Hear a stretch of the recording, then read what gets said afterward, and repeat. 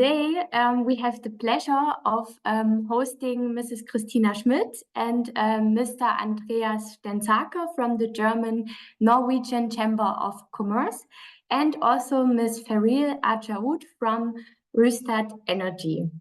Kristina Schmidt is a project manager in the Market Entry and Trade Fairs department. She specializes in Norwegian and German market consultancy, energy, and dual education. In the energy sector, Ms. Schmidt has market expertise in various areas, including hydrogen, offshore wind, and also batteries. Yeah, and she has been part of the German-Norwegian Chamber of Commerce since 2021. Mr. Stensaker is a key member of the Stakeholder Relations and Energy Department, where they focus on fostering strong ties between businesses in Norway and Germany, particularly within the energy sector. Through initiatives such as the German-Norwegian Energy Dialogue, bilateral working groups on topics like hydrogen, offshore wind, and carbon management, and various industry-focused seminars, Mr. Stensaker works to bridge the gap between industry and policy. Yeah, and today both of them are going to give us information about the trends and opportunities of the Norwegian green energy market, and they are also highlighting regulatory aspects of entering the market.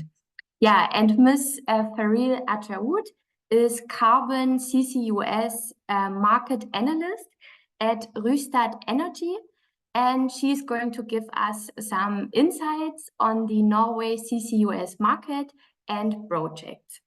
Yeah, Mrs. Schmidt, Mr. Stensaker, and Mrs. Adjaout, a warm welcome to all of you. We are really delighted that you are here today. And yeah, then I would say let's not keep our viewers waiting any longer. The stage is yours. Thank you very much, Mr. Dinter, and thank you so much for the opportunity for us to give you some insights on the Norwegian green energy market today. So we are very happy that the chambers of industry and commerce in Eastern Germany are interested in this. And yes, I think I'll just start by sharing my screen. And yes, of course, I have my colleague here, Andreas. Hi, thank you very much, everyone. We look forward to giving a presentation on how the Norwegian market is built up as of today, and we also look forward to seeing Feriel's in-depth analysis of carbon capture and storage afterwards. So I look forward to this. So let's see if I share the correct screen. Looks correct. Looks correct. Yeah, perfect. Very good. So yes, welcome to our presentation. We'll give you a quite broad overview of the Norwegian green energy market today. We will jump into our agenda. So I'll first tell you a little bit about the German-Norwegian Chamber of Commerce, so who we are and what we do. And then my colleague Andreas will continue with the Norwegian market and the different possibilities and developments that there are within some key industries of the green transition.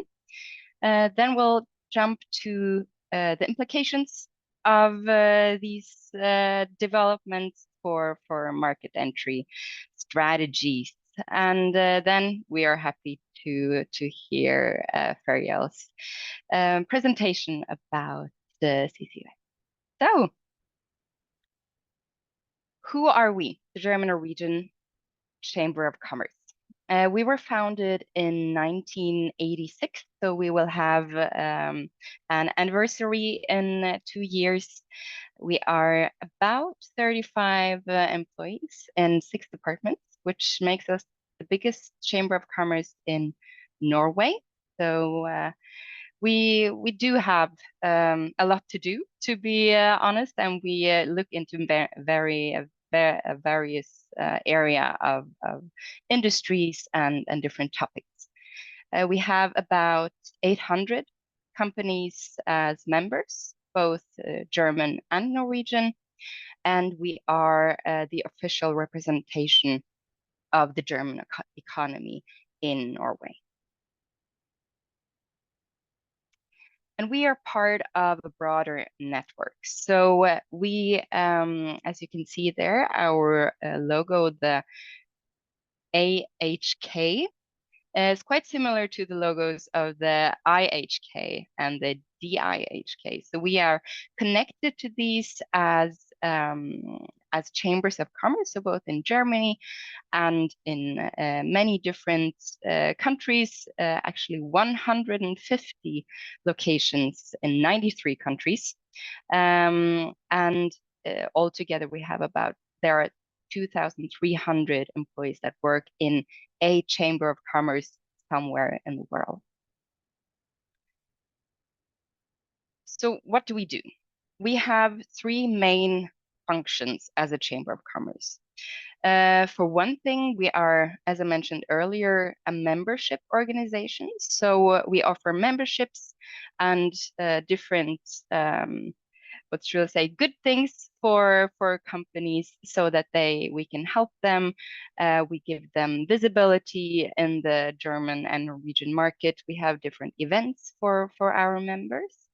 We are also the official representative of the German economy, so we help with the Norwegian bureaucracy that German companies sometimes have to face if they have some projects in Norway. And we also offer services for companies. So for instance, market analysis or consultancy services in general.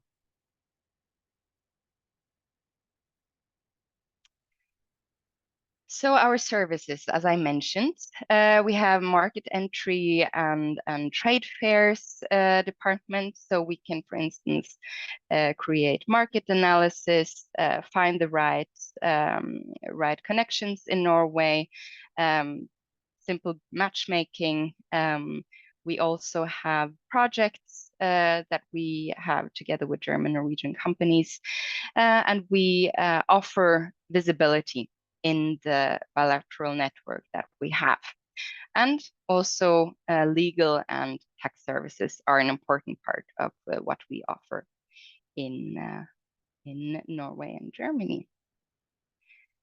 So that was about the German-Norwegian Chamber of Commerce. Now let's move over to the Norwegian market and what is happening there at the moment. So Andreas, the stage is yours. Thank you. Could you stop sharing your screen? Then I can add mine in as well. Definitely. There we go. I presume everyone can see that. Yes, hi and welcome again, everyone. The sort of green energy transition over the last few years, or the ongoing process of the green energy transition, is a hot topic whichever country you're in, of course, particularly in Europe, but also across the world. So I will get to the sort of the green transition aspects of this eventually, but I feel it's also important to know just a little bit of backdrop about Norway as a country, the Norwegian economy, and particularly the dominance of oil and gas as an industry here. I understand that some of our viewers are not particularly familiar with Norway necessarily, so I thought I'd start a little bit with that. But yes, as probably many people know, Norway has got a high purchasing power. It's considered a classically Western stable country, which is a reliable economic partner particularly for Germany, as has been seen in recent years with the invasion of Ukraine. There's a bureaucracy here that is efficient and highly digitized, as we'll see here, and a lot of the Norwegian income comes as of today from exports, particularly energy exports. Oil and natural gas, and also to a degree from the fishing sector and from shipping. The political priorities nowadays are such that they run along a few prongs, particularly when it comes to sort of hydrogen, offshore wind, and carbon management, and also to a certain degree batteries. So I'll get to that a little bit later.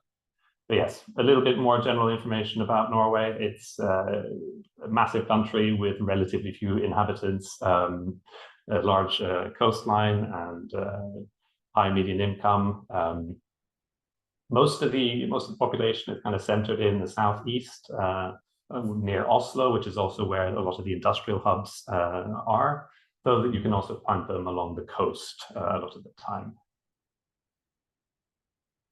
So when it comes to the Norwegian economy, it requires a lot of imports for a lot of daily needs, and a lot of that also does come from Germany, and that's sort of in the forms of machinery, vehicles, miscellaneous manufactured articles, and more, etc., etc. Exports are, as I've already mentioned, primarily in the energy sector, but also to a degree in fisheries and salmon and torsk, as one says in Norwegian. Yes, so Norway has, as most of Europe, had a difficult couple of years with high inflation and with cost of living crisis to a degree, and on top of that, there's been a certain amount of depreciation of the Norwegian currency. So it's not the easiest situation, but we do now also see, along with the rest of Europe, that inflation is slowly starting to come down, and the situation is, for the most part, improving.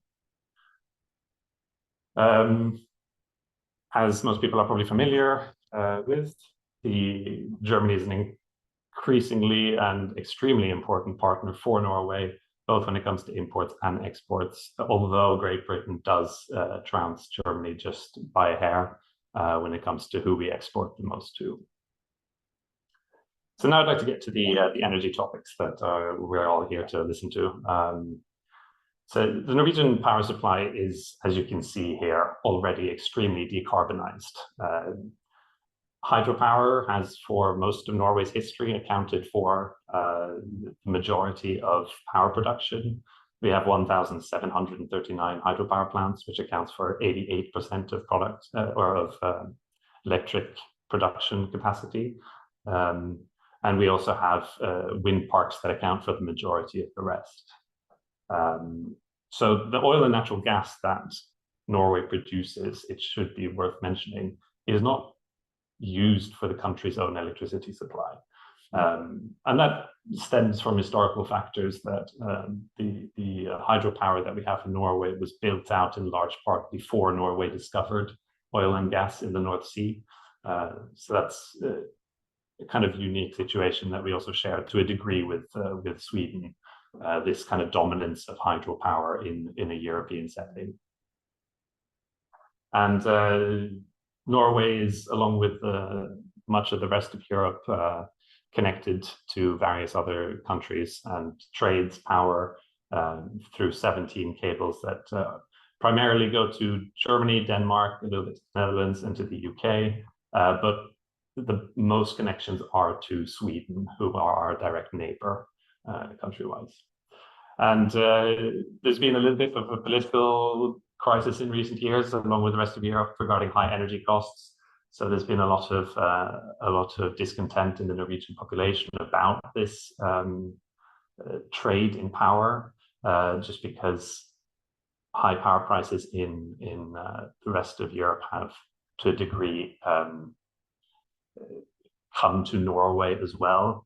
But we do also see trends recently where the increasing predominance of electric wind power and also solar power from the continent is also arriving to Norway in the form of lower prices at certain times of day, where there's just a surplus of power on the continent, essentially. Worth also mentioning that the Nord Pool, which is the Nordic power exchange, was also the world's first multinational power exchange.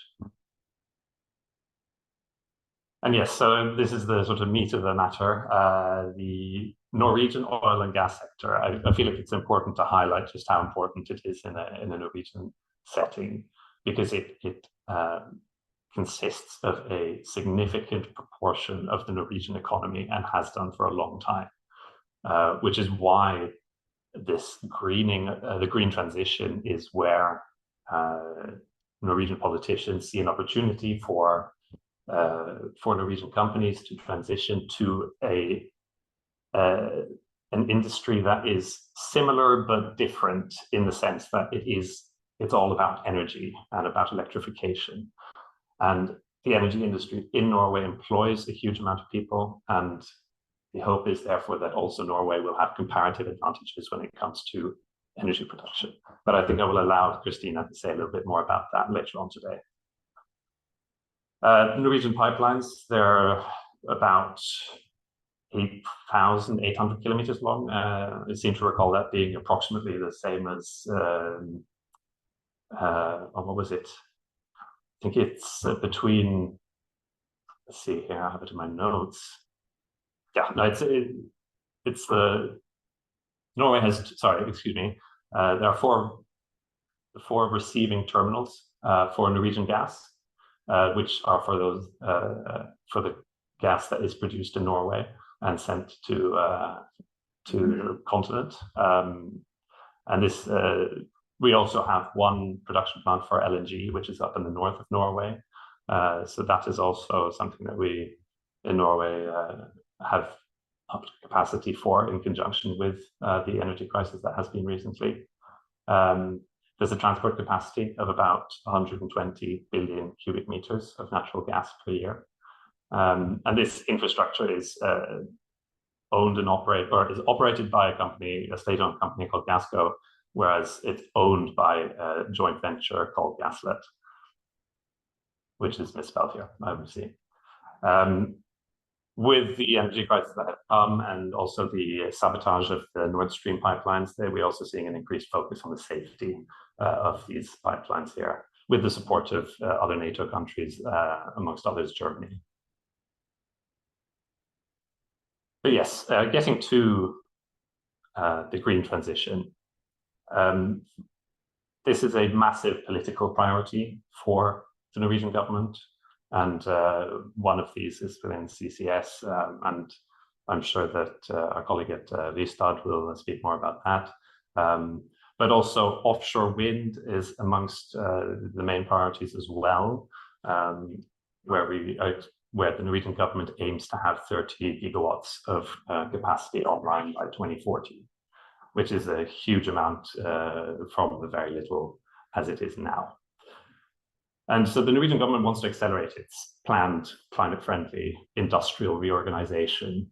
It has therefore presented a number of measures, amongst other things, grants for battery projects. Government is also cooperating in various IPCEI projects through the EU. Norway has also joined the EU's hydrogen banks. So there are a number of initiatives here that are worth mentioning. And industries that will be affected by this change. And here is just a little snapshot of the various strategies that the government has produced, which encompass everything from increasing export from the mainland, so non-oil and gas related exports, and a Norwegian battery strategy, a Norwegian strategy for hydrogen. So this is a big priority, with a lot of reports being made and a lot of money being made available also for industry to help them to decarbonize. Offshore wind in Norway is probably the most interesting for the moment, simply because Norway had its first offshore wind auction this year, which was in March. And as you can see here, there has for the moment been identified approximately 20 areas off the coast of Norway, which are identified as suitable for offshore wind. And it's this German-Norwegian tool, which is bottom fixed, turbines right on the corner here to Danish waters, which had an auction this year. And it also represents the first phase of the Norwegian offshore wind adventure, as it's often called in Norway. And it's for a total of about 1.5 gigawatts. There were 5 consortia that were pre-qualified, and they had an auction in March where only 2 consortia participated. And as has been the case in a lot of Europe, we've seen trouble in the value chain, increased costs. So there was a lot of questions about whether any company will bid, essentially because of the increasing costs and worries about whether it would be a profitable endeavor. But we had 2 consortia that participated in the auction, and it was won by Dinter, which is a conglomeration of Park Wind and Inca Investments, I believe, where the winning bid was 115 øre, which is approximately 1.1 krona, or 0.1 euros, if I'm not too far off. And the state aid model for this was essentially contracts for difference, with the max limit for state aid set to 23 billion kroner, or about 2.04 billion euros. And this has a radio connection which only goes to Norway. So the next steps for this are essentially, we're probably going to see in 2025, maybe by the end of this year, but presumably 2025.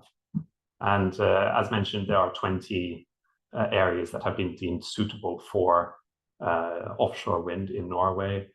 The trouble now is that German-Norwegian tool, which is bottom fixed, is as a technology more established, and the costs are more quantifiable, whereas a lot of the Norwegian offshore sector is, a lot of the Norwegian exclusive economic zone has quite deep water, where bottom fixed offshore wind is not really an option, and floating offshore wind is therefore a difficult scenario and requires a further understanding and research in order for it to go through. There are a couple of test pilot projects going on, especially where Equinor is concerned. But yes, because of these difficulties relating to how well established the technologies are, Utsira-Nord, which was supposed to have an auction at the same time, or have a competition for the area at the same time as German-Norwegian 2, it was delayed. This is because they didn't go for the sort of classic contracts for difference solution, and instead had a number of qualitative criteria that included sort of cost level, innovation and technological development, execution capability, sustainability, and then positive local benefits as well. But this area will presumably come up for grabs in 2025, and will include 3 areas of about 500 megawatts. There will be 3 winners, 3 projects, and for the moment, at least, there are 12 consortia interested. This project will also only be connected by cable to Norway. This is partly due to a political priority, in that Norway wants to have an electrical surplus, where for the moment projections say that by 2028-ish, Norway will, for a brief period of time, dip into a deficit on the amount of electricity produced. Yes, I'd like to then hop over to the topic of hydrogen, which is also an extremely important technology in the green transition, and is particularly prioritized by Germany. As such, a lot of the Norwegian projects related to hydrogen are related to production that will then be exported to Germany. So we had this joint statement in January of 2023, where we were visited at our offices, actually, by Robert Habeck. And he also used the opportunity to visit the Norwegian government And out of this came this joint statement, which included the establishment of a task force on how best to facilitate hydrogen trade between Norway and Germany. They started work on a feasibility study for a hydrogen pipeline. Cooperation on the production of hydrogen and increased use of renewable energy for the production of green hydrogen were also established as a priority. And the idea is that one wants in line with the Paris Agreement, Germany and Norway to also reduce carbon emissions in accordance with this goal of 1.5 degrees Celsius. Yes, so conditions for the production of hydrogen in Norway are considered good. The experience from the energy sector in the rest of Norway is considered sort of complementary also for such a project. And the use of carbon capture and storage has the opportunity to kickstart a hydrogen economy, where you essentially remove the carbon from natural gas in order to get hydrogen and then send it to the continent. And this was based on a lot of the Norwegian initiatives here are based on these political strategies that were outlined in the hydrogen strategy of 2020 and the roadmap for 2025. So there are currently about 212 hydrogen projects in Norway, and some projections estimate that by 2030 there could be approximately 77 billion kroner in estimated turnover and the potential for around 33,000 jobs.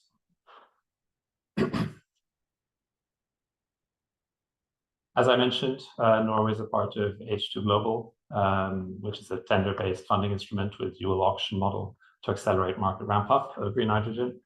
And this is of course now also interlinked with the European Hydrogen Bank. During our German-Norwegian energy dialogue 2 weeks from now, we will be visited by Scatec, who recently won one of these bids from H2 Global for the production of, I believe it was ammonia in Egypt with an offtake to Germany. So yes, I thought I'd give a little overview of the hydrogen landscape in Norway as it is. As you can see here, there are about 212 projects and spread around the country, but you see them particularly along coastal areas and clustered in the southeast here. And so 14 of these are in operation, but or under construction or have taken the final investment decision. But as with a lot of projects related to green development, we've seen recently that there are certain companies that are pulling back on green investments. Amongst others, there was a project for green ammonia by Yara, which was recently, they cancelled that project essentially due to cost overruns and uncertainties related to off-takers.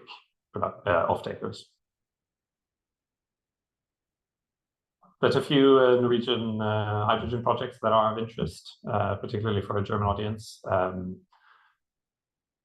Probably amongst the biggest are Equinor's project with Dinter and also Equinor's project with Feriel.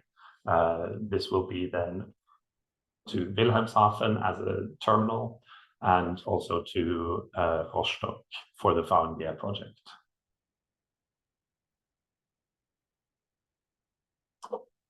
Then we get to CCS, which is an increasingly interesting technology for Norway. I'm not going to delve too much into this just because we have someone from Rystad afterwards who is a specialist on this subject. But this is, along with kind of Denmark and the UK, Norway is a relative leading country for this technology. Particularly Equinor has already tested this out for, I believe, 20 to 30 years. And there's an enormous amount of storage capacity on the Norwegian continental shelf. And this project Langskip, which is the largest climate project in Norwegian industry, is expected to come online from approximately end of 2024, 2025, and will receive then the first batches of captured carbon from a cement plant, Heidelberg Materials, and also from a waste incineration plant. The waste incineration plant is a little bit delayed as well, so we'll have to see how that develops. So this is a quick outline of the cement plant in Brevik, which is where one of the main projects as part of the Norwegian Longship program. And there are a couple of players in the Norwegian economy, amongst others, Aker Carbon Capture, Equinor, Shell, Total, that are all involved in this then.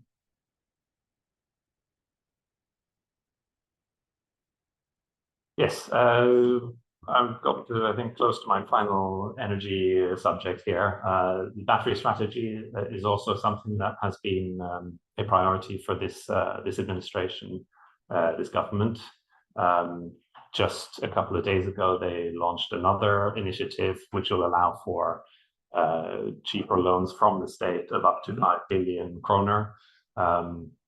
But most of this is based on a plan and a number of measures from a report in June 2022, which included entering into industrial partnerships, where the idea is that Norway is an attractive host country for green investments, particularly batteries. So yes, this here is the overarching goal for the Norwegian government when it comes to the energy sector. So this is in large part in line with the rest of the EU as well, where we want emissions reductions of about 50 to 55% by 2030 and 90 to 95% by 2050 compared to 1990 levels. And this is, of course, what is for the moment set out in law. Ideally, we want to get to 100%, of course. Yeah, and in offshore wind, the hope is that we get to 30 gigawatts by 2040.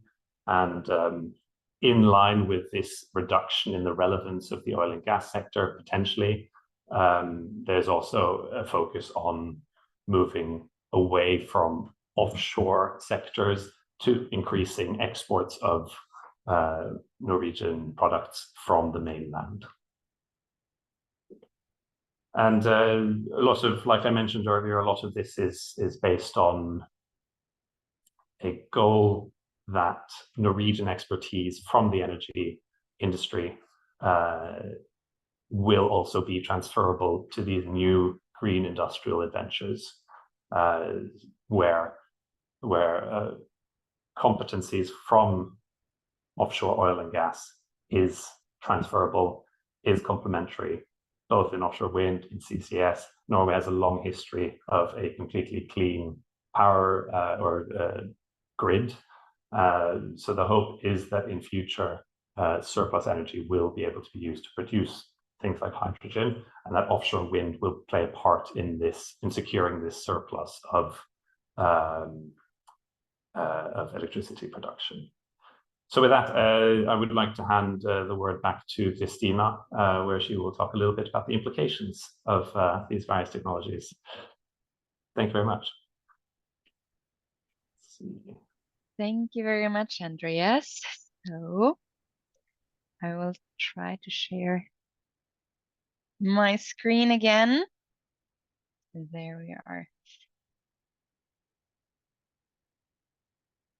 So I assume this is the correct screen again. If not, please shout out. So thank you very much, Andreas. So we have this overview of the developments within different industries within the green transition.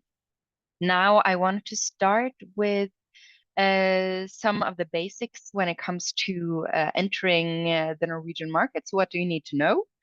And what strategies can you have, and what are some do's and don'ts in general? So let's start here with trade relations and agreement. So Norway is not a member of the European Union, but they are a member of the European Economic Area. And that's together with the European Union, Iceland, and Liechtenstein. So because they are not a member of the EU, it is a quite bit more challenging market access in some regards, but the rules for the EEA also apply to Norway.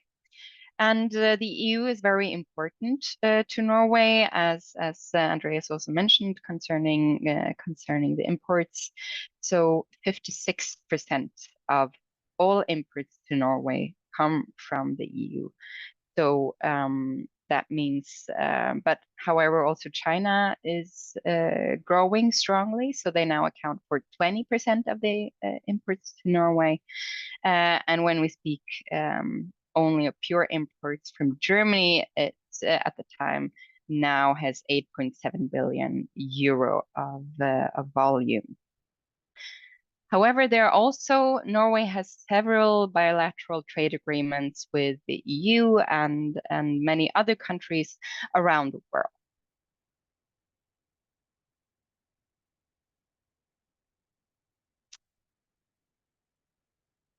Concerning the connection to EU's climate and energy network, which is relevant when we speak about the green transition.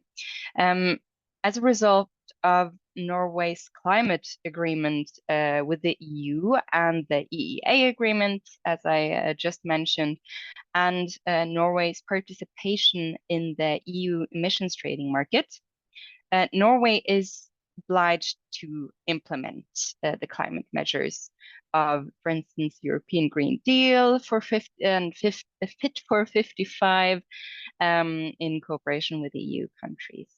And Norway also has to follow standardizations and rules according to EU legislation. And in 2019, Norway signed an agreement with the EU, which covers the emissions that are not included in the EU emissions trading system. So in this agreement, Norway commits, like the other EU countries, to the European climate strategy by 2030.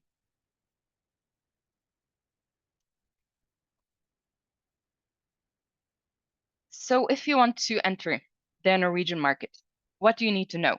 You need to know what the competition looks like. I cannot talk about all industries, but I can say a bit about the general situation, and I will also jump into hydropower, hydrogen, and offshore wind. So the first thing that you need to know is that Norway is a small country, and there are some big players that dominate the market. And some of these are state-owned. So for instance, Statkraft, that own a lot of the renewable energy production, so the hydropower plants, Statnett, that do the grid network in Norway, and also some suppliers to, for instance, the hydrogen economy. So concerning the fact that many of the big players are state-owned, a lot of the competition goes through public tenders. And these are also sometimes in Norwegian. They are increasingly being published in English, but that is also something to consider depending on what industry you're in. And also Norwegian technology developments, production is very competitive when it comes to digitalization in general, and also especially digitalization in the energy sector. Nevertheless, the demand is still higher than what the Norwegian industry can create and produce and sell. So there's definitely some room for technologies within digitalization.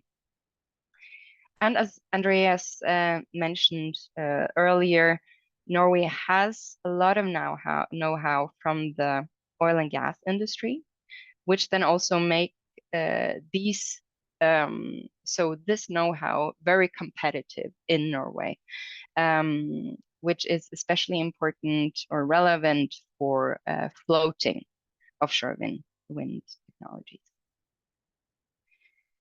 So as you saw, hydropower is very well established in Norway, and we can definitely say that market is saturated. There might be some some single needs for parts, but that is not where the biggest potentials are if you want to enter the Norwegian market. Instead, I would rather go for hydrogen or offshore wind, for instance, where you saw there are a lot of projects, and in general, the majority of companies in Norway within the hydrogen economy focus on production or distribution. So they're pretty strong there. But there are, for instance, more opportunities for service providers and technology suppliers.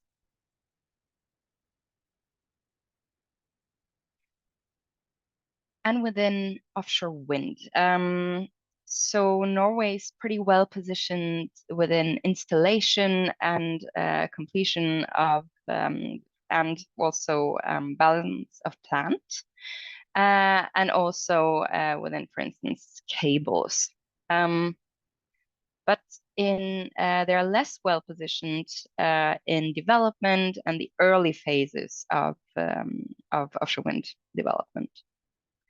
And also less competitive when it comes to foundations and operations and maintenance. And now it's written in bold, and it's very important to remember that when it comes to Norway. So Norway is a small country, which also makes the network structures very close-knit. That means that knowing one person can give you a network to a lot of different people. So this is important to remember, and remember that the first impression is important in Norway, because your contact person can have many other important contacts in Norway that can create opportunity. So that leads me over to the next slide, which is about what strategies can you have for entering the Norwegian market. So first, most important, familiarize yourself with the structures of the market and with the local conditions. So in general, do your research, which of course is important for every market, but in Norway, it might be, especially if you come from Europe, it might be easy to think, oh, it's probably not as different from my own country, but there are some cultural differences and some differences when it comes to, for instance, bureaucracy or legal matters that are important to research, and that is also something that my colleagues in our legal department can help you with. As I mentioned, Norway is a small country, and it can also often be like that, especially if you come from Germany and you are used to the sizes of companies there, that you come to Norway and think, where are the big companies? So often a company that can seem small in Norway can actually be considered a big and important player. So even companies with 50 or 20 people can actually be very central within the market. So that is important to remember. You will also see that one contact. So sometimes when we do matchmaking, we see that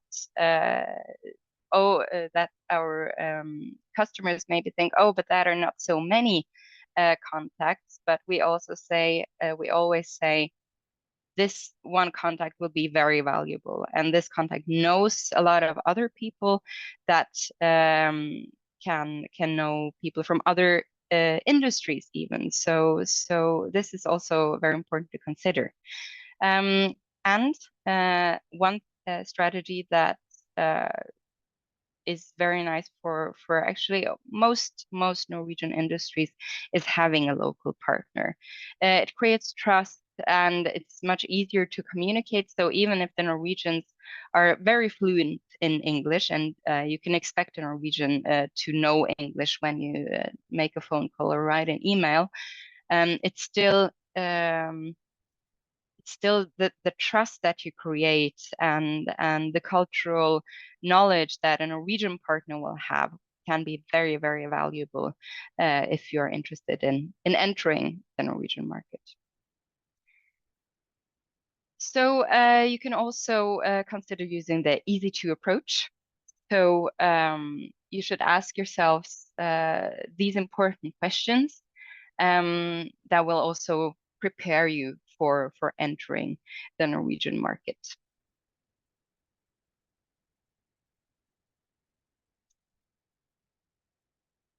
So let's say you already have you got your project, or you have a customer in Norway. What do you have to consider then? So a bit of cultural differences or business culture differences, or special things here are that the Norwegians are quite direct when they communicate, and there are not very strict hierarchies. So you don't have to worry about contacting people a bit higher up, also because the company might be so small that the right contact person can actually be on C-level. And you can also contact directly the relevant department. So direct communication is here key. Norwegians are also used to verbal agreements, so you will not always have everything on paper, but because the country, Norway, has a very high level of trust, both to the state, to bureaucracy, and to each other, you can also see that a lot of agreements are actually only verbal. Here you can see no appointments after 4 p.m. So if you actually call someone after 3 p.m., you cannot always expect that the person will be at work, because they might have to go and pick up their kids in kindergarten, and therefore they will not be there. They might log on later in the evening and answer a couple of emails. In general, work-life balance is very important in Norway. You can also see on the websites that you might sometimes just see the mobile private phone number on the website of a company, which means that if you call them after 3 p.m., you might also call to them when they're in kindergarten and picking up their kids. So sometimes it's good to ask the question, is this a good time? And maybe I can call you tomorrow after 9. That is something that I myself experience quite often. And the Norwegians sometimes say, no, we can talk now. It's okay. Just tell me what your topic is and send me an email later. So they are also quite informal, definitely. This is of course written for we mostly work with Germany and Norway. So here you see U instead of C. So we don't really we always use the first name, and we are very used to say, "Hi Svein, how are you doing?" and then go over to talk business. In the office, you will also see that let's say you have a meeting in Norway, you will probably won't have to wear a suit. You can, yeah, a normal shirt will usually do the trick. And also when it comes to if you have talks about how where you need to find a decision, you will also see that the Norwegians are very consensus oriented. So they will always, even a CEO can say in a conversation, will say, yes, that sounds interesting, but I have to talk to my team about this. So the decision-making processes can also take longer because of this, because even the CEO will want to have his or her team behind when taking a decision. As you also heard, Norway is very digitalized, so email is the correct way of contacting a Norwegian, usually as a first presentation, and very seldom you will have anything by post. That is not necessary. And if you're in Norway, you will definitely need to have your credit card with you, because that is now the standard actually when being. So to wrap up, we have a SWOT analysis here. I will only comment a few things on it. So when it comes to the strength of Norway, you can expect that the administration is efficient, and you will also see that Norway and Norwegian companies are very reliable. So it's both a reliable economic partner and has the political stability. So you can expect that that everything around the businesses will be quite stable. And when it comes to the weaknesses, as I mentioned, it's a small domestic market, so some industries might not have that much that many customers to tend to actually. There's also a high level of taxes and duties and the wages, and the cost level is quite high in Norway, considering the BNP.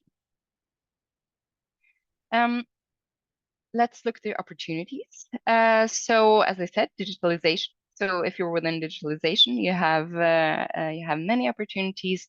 The infrastructure is being expanded, and there is a high focus, as you saw with all the different strategies, that it's a political goal, that there's a focus on sustainability, both when it comes to politics, but also every company is focusing on sustainability. Risks include, for instance, exchange rate fluctuations. Right now, the kroner is quite low in value, and there's also a high dependency on energy resources and fisheries in Norway, in the economy in general. And as I mentioned, some of these big players that are dominating certain areas of the energy market and other industries. So I wanted to end my part of the presentation with an overview. So this is from the business outlook for the chambers of commerce abroad. And here you see how our network in general rate Norway as a business location. So you can see that the stability that I mentioned, for instance, is valued high, and also digitalization and education level of employees.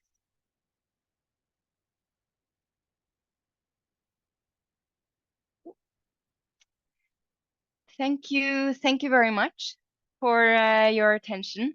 We hope that you now have an overview and have some information that can be valuable to you if you're considering entering the Norwegian green market. Next up, I am looking forward to Feriel's presentation on CCUS. And yes, if you have any questions, don't hesitate to ask. Thank you very much. Let me then share my screen so that I can start. Can you see my screen? If not, just let me know. Yeah, so just to give an overview of who is Rystad Energy. We're a business intel company having like a presence, global presence with over 30 offices around the world. 3 main regions, APAC, Americas, and EMEA. And today I'm going to deep dive more into the CCUS, even though we cover the entire energy space, I would say, in Rystad Energy. But then let's get a quick outlook and overview first on what is happening in the CCUS market. So here you can see on the screen, Rystad's view on all commercial projects and like capture facilities globally, where we're tracking over 800 commercial capture facilities and over 350 commercial storage locations around the world. So the thing is, a few things that comes immediately clear from this picture. The first is that an extremely heavy concentration of activities in North America and Northwestern Europe. And we can see that we also have smaller pockets of development around the rest of the world. And there are a few key reasons of this concentration and activity in these main regions.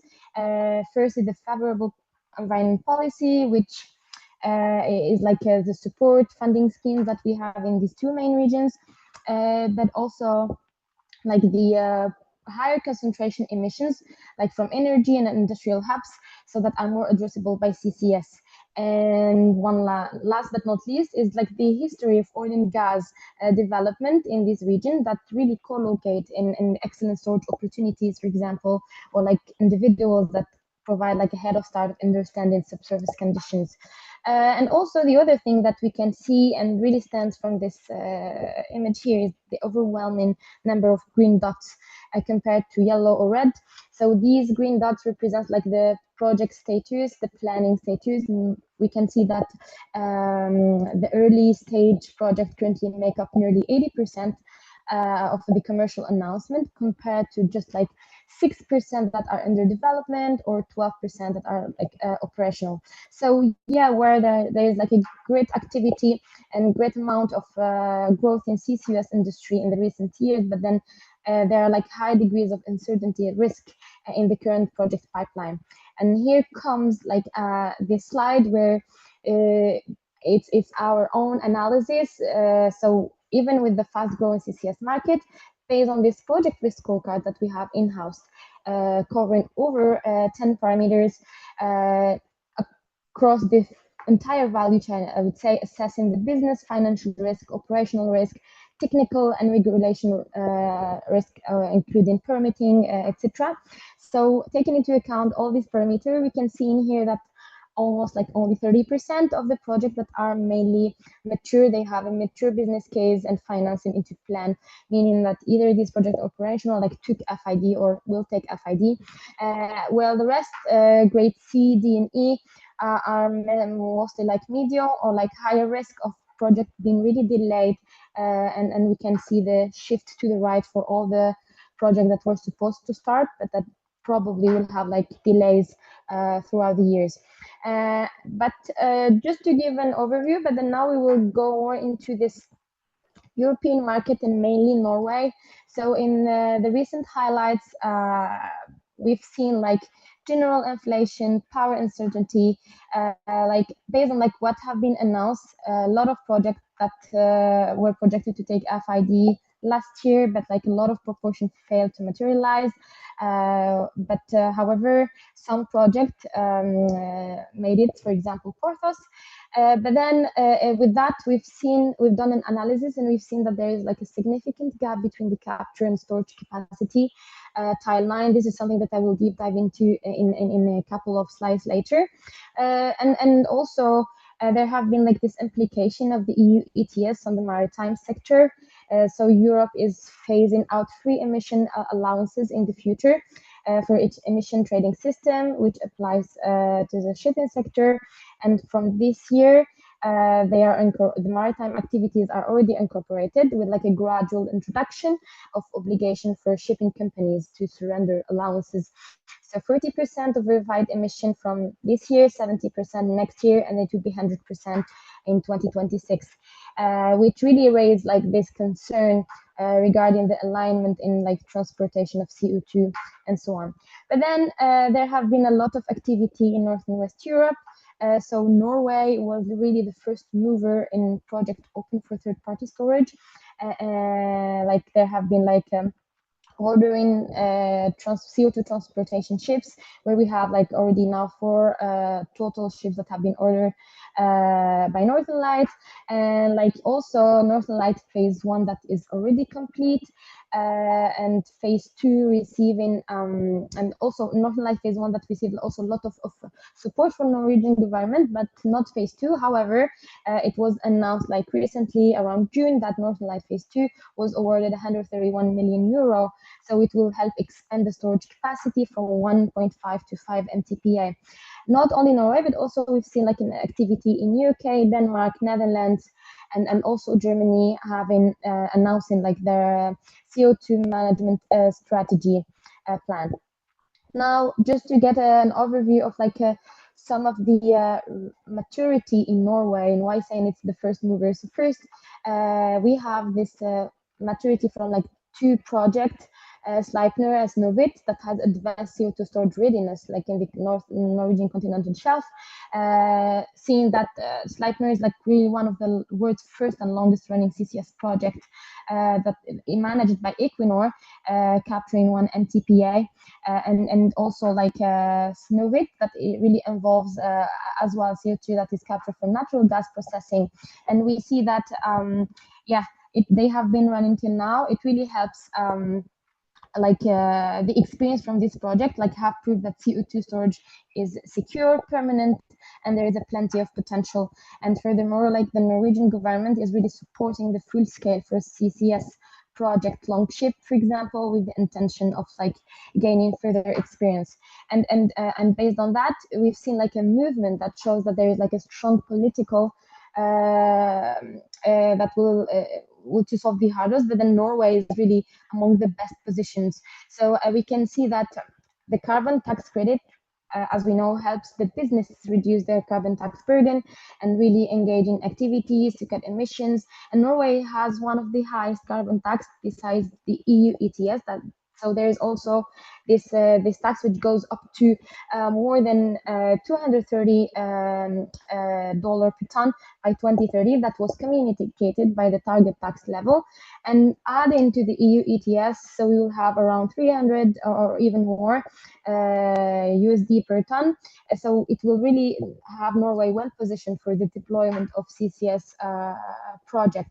And also there have been like a lot of activity in these agreements and like this collaboration with different countries around the North Sea, and like and we've seen like we can see here in the table that Norway is leading with the numbers of MOUs or memorandum of understanding that have been signed with different countries, really to facilitate the CO2 transport and storage. So, for example, they signed like an MOU with Belgium that was signed like this year, really in order to make sure that we facilitate this cross-border network.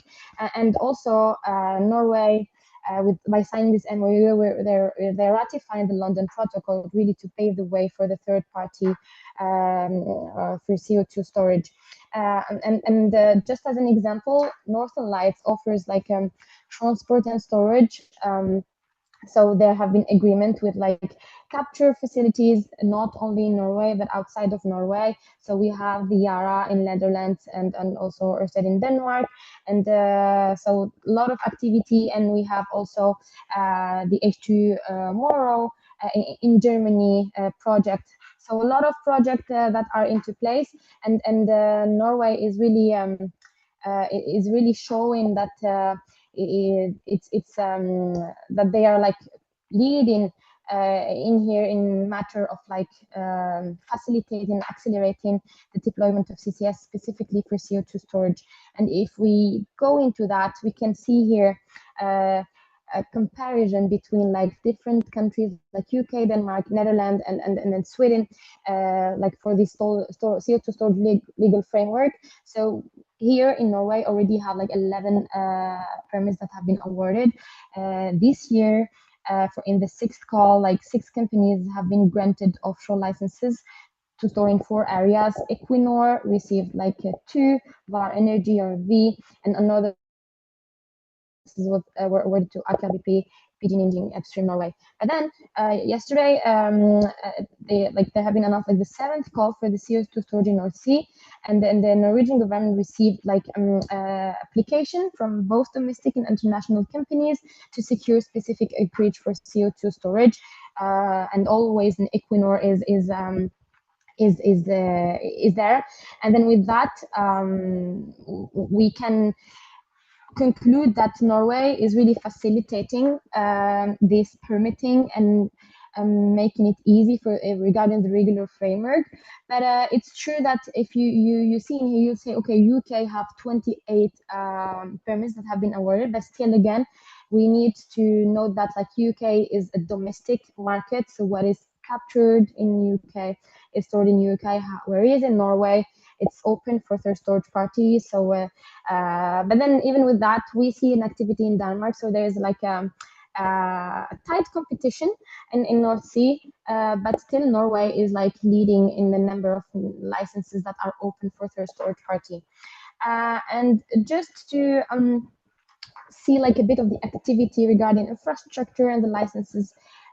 So we can see here the different licenses that are positioned in our map, yeah, a lot of activity in 2023 and this year as well. Norway, we know that we have limited point source emission, but Norway is aiming to become this storage hub for Europe. And a large of projects that are planned, including Stella Maris or CO2 highway. So we can see here in the right, like the left-hand side, the infrastructure for the CO2 highway. So the Norwegian operator Equinor, it's like for Equinor, it's a cross-border CO2 pipeline project. It has like a potential to become one of the most complex pipeline networks in the coming decade. If the project comes into fruition, it will like be like a milestone to path the industrialization of the European carbon or CCS sector. The offshore pipeline is set to transport up to 35 million tons per annum from several collection points in Belgium. And then also in France, we can see the Dunkerque hub, and also in Germany and other places. So this volume is really equivalent to 70% of today's emission in Norway, and would really be a significant step to what Equinor stated for their target of reaching 30 to 50 million MTPA. Of equity CO2 to transport and store capacity by 2035. However, challenges remain, including the long time to recoup investment, lower returns, complexities associated with handling CO2 from dozen point source of emissions, and also, again, the competition that is also in other storage sites. But not only talking about this project, but in general, there are challenges in like transportation of CO2 regarding like if we use ships, considering the time intensive of like the procurement and the constructions of the vessels, but also the infrastructure, the facilities. Just an example for Northern Lights, like the Øygarden terminal is still in like a development phase and not yet completed. So we need to assist like this loading and offloading of CO2, and also to ensure that the cross-border transportation, we need like to make sure that we are speeding up. And these observations implied like an anticipated substantial delay extended beyond 2030 timeframe. So we can see that the current trajectory for the development of CO2 storage does not really align with the pace observed for like in CO2 capture. And here comes another analysis that we've done talking about this agreement. Yeah, a lot of activity, but then we see that through our analysis, like we have like a worrying trend. I would say more than 45% of do not have storage agreement, like this capture project. And if we really like want to deep dive more into that, only 23% can be categorized as firm.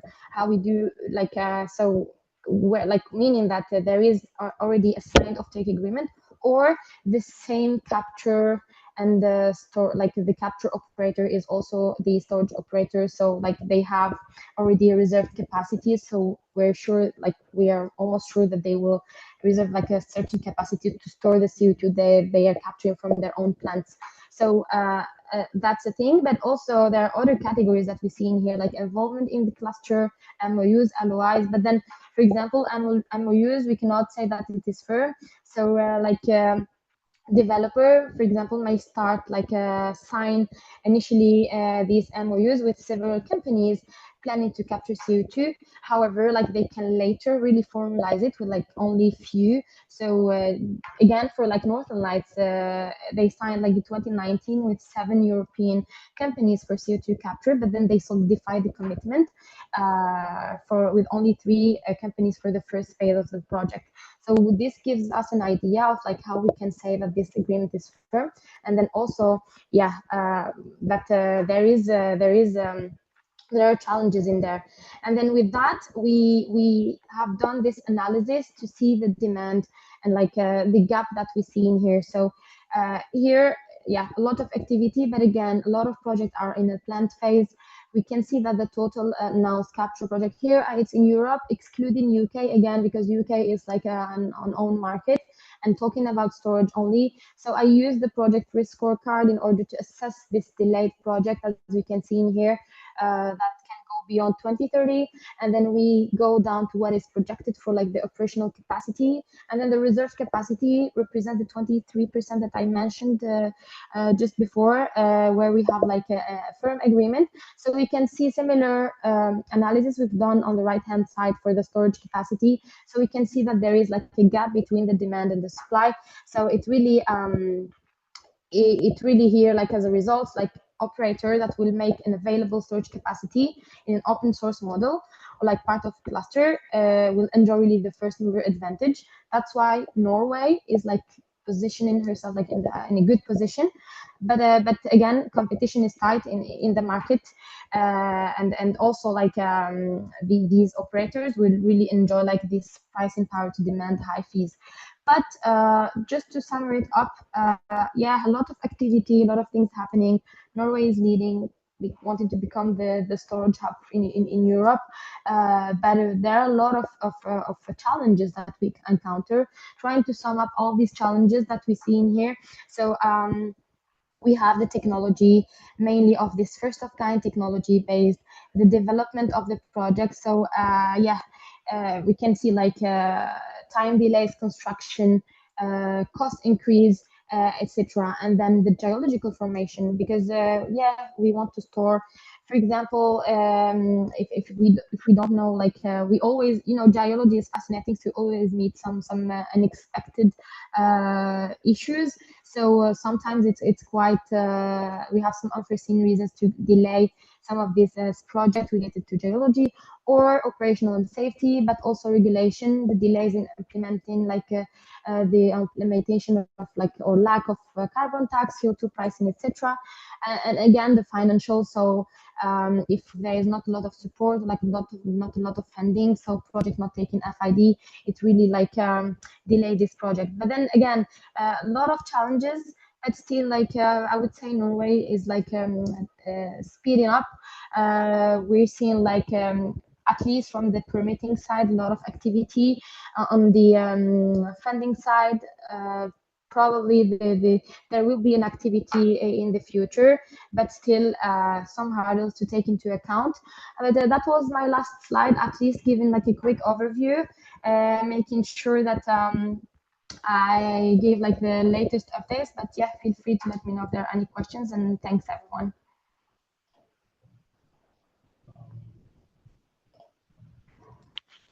Yeah, thank you so much for your, to all of you for your presentations. At the moment, we have actually no questions in the chat. I think I would take this as a good sign that everything was super comprehensive. And yeah, so I can only say then, yeah, thank you so much to the 3 of you for your really interesting presentations, giving us a lot of knowledge and insights. Was super interesting. And yeah, I would say, as there are no further questions at the moment, I would like to express also our gratitude on behalf of the Enterprise Europe Network Saxony for your presentations. Yeah, of course, if there should be questions from the participants later, you can always, of course, reach out to us, and we will give yeah or forward the questions to the speakers. Yeah, and now before we come to an end, I would like to give another tip also to our viewers and participants of the green energy community. We are also currently planning 2 new events. The first one will take place at the end of the year in December on the topic of energy research and potentials in Germany and Austria. And there is also going to be a second event in January at the beginning of the new year. And it will be a mix of matchmaking session and also a webinar highlighting the cooperation opportunities with Romania. So yeah, it's definitely worth checking our website regularly and yeah, look out for the events. Yeah, furthermore, also don't miss the chance to submit your own pitches and schedule meetings with the other participants on the B2Match platform. Yeah, so again, thank you very much to all of you for being here today and yeah, being part of this really interesting webinar. Yeah, I wish you all a nice day and goodbye and hopefully see you soon again. Bye.